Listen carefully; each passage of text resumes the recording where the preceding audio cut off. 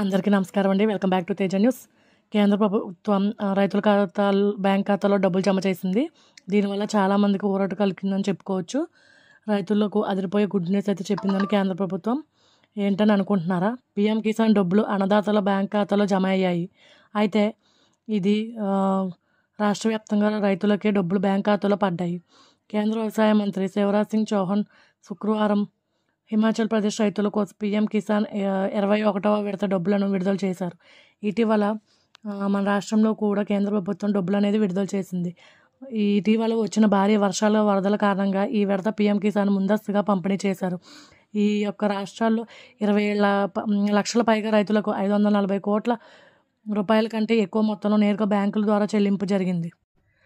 ఈ యొక్క పీఎం కిసాన్ 21వ విడత ప్రత్యేకంగా జమ చేసింది. ఈ రాష్ట్రాల్లో తీవ్ర వర్షాలు వరదలు చోటు చేసుకున్న కారణంగా ప్రభుత్వం ఈ చర్య తీసుకుంది. Thank you.